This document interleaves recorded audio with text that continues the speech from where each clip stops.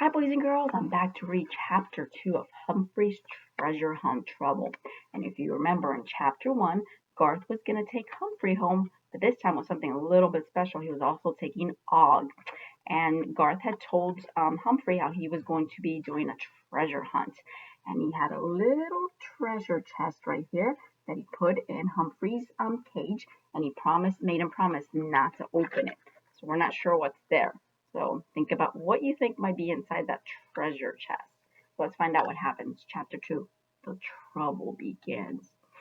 Wonder what the trouble's gonna be. AJ's here, Garth's dad called from the hallway. Garth quickly hid all of the pieces of paper in his desk drawer. He's spending the night, he explained, but don't tell him about the treasure hunt. Okay, Andy said. Shh. AJ raced into the room. Hi, Humphrey Dumpty, he said. He calls me Humphrey Dumpty for fun. I call him Lower Your Voice, AJ, because of his loud voice. Hi, Og, AJ said. Og answered with a friendly boing. Boing, boing, Andy said. Then he hopped across the room, shouting, Boing, boing, I'm a frog. There he is. Quiet, Andy, Garth told him. AJ leaned down close to Andy and said, Shh. Andy said, Shh. Bedtime, Andy, Garth's dad called from the hallway. Andy said, Night, night, Ham and Frog. The boys played a game. Then Garth's dad called from the hallway again. Time to wash up and get ready for bed, guys, he said. You've got a big day tomorrow. Once Garth and AJ had left, I told Og, we've got a big day tomorrow, too. Maybe he wished the treasure was in his tank instead of my cage. I wanted to open the treasure to see what was inside, but I promised Garth I wouldn't peek. It's always a good idea to keep a promise.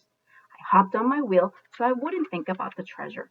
I was spinning fast, fast, fast when the door to my cage started to open. I wanted to see who was opening it, but my wheel was going too fast. I had to wait until it slowed down.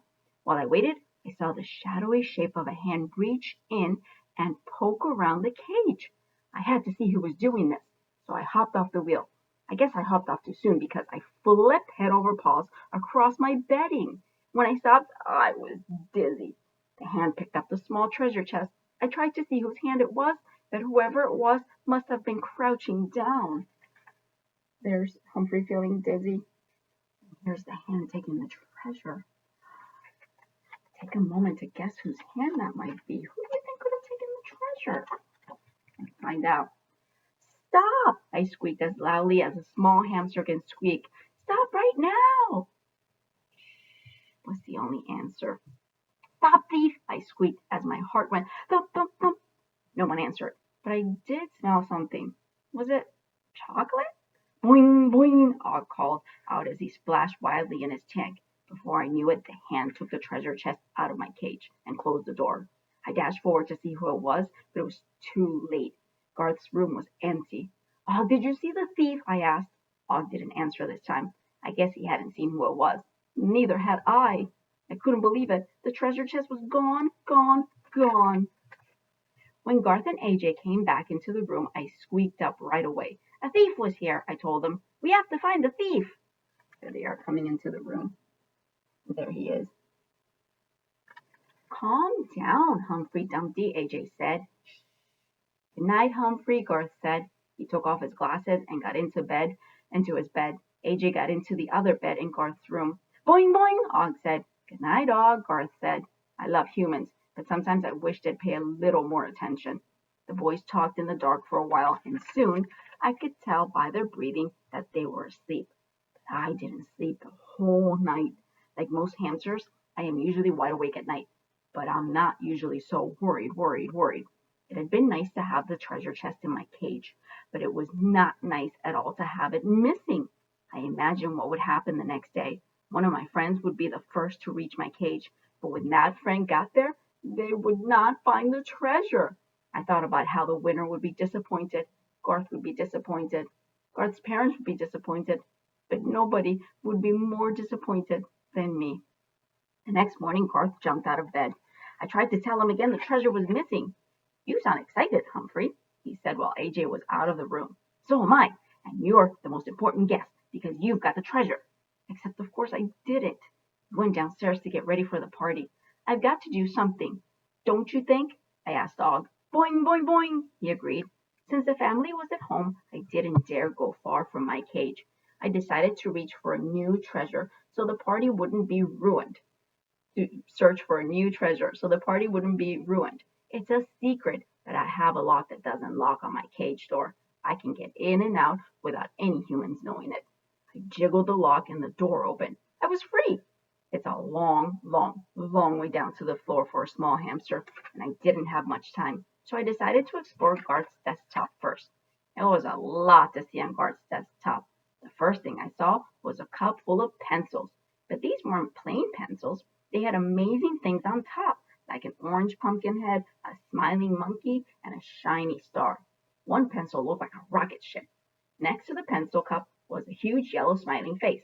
When I saw it, I smiled back. Hello, I said, trying to be friendly. Then I saw that the smiling face was really a clock. Never mind, I said. Next to the clock was a frame made of twigs with a picture of Garth and AJ in it. So here are all the pencils you can see. Got the pumpkin, the rocket, and then here's the smiling face, that's a clock. And then there's the picture of AJ and Garth. I wandered around a deck of cards and ran right into a tiny pink pig. The pig fell over and let out an oink. Sorry, I said. I quickly moved on. There's the little pig. There were pads of paper, a large blue feather, and a pencil box with the planets on it. I know about planets from our lessons in room 26. I kept on walking. Soon I was face to face with a row of tall dinosaurs with very large teeth. They weren't real dinosaurs, thank goodness, but they still were scary to a small hamster like me. Look at the dinosaurs. I scurried past a row of toy cars in bright colors. One was a bright red car with no top on it. It was just my size, and I stopped to look at it. I barely touched the shiny car with my paw, and it lurched toward me. Vroom! The car roared. Eek! I squeaked. I started running. There he is running. The car zipped across the desk, making wild turns. I ran for my life, zigzagging out of its way. Suddenly, I saw I was headed for the edge of the desk. It was a long, long, long way down to the floor. To my left was a pencil case that was taller than I am. To my right was the front edge of the desk. Eek! At the last second, I leaped up onto the pencil case. The car zoomed right off the edge of the desk. It sailed through the air and landed on Garth's soft bed. Boing, boing, Og said as I caught my breath. My heart was pounding, but I told him, don't worry, I'm fine, and so was the car. Boing, boing, boing, Og warned me. He was right. I didn't have much time. I'll hurry, I told him. Then something caught my eye, something shiny and gold, like treasure. It was a coin. I hopped off the pencil case and scampered over to it. When I sniffed it, I realized it wasn't a real coin. It was chocolate wrapped in gold paper. Still, it was shiny and gold, and my friends all liked chocolate. I held it in my mouth, carefully not to bite down and make teeth marks. I scurried back to my cage.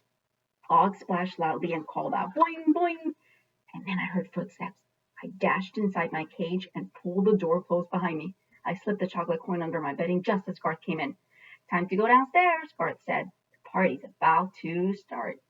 And that is the end of chapter 2.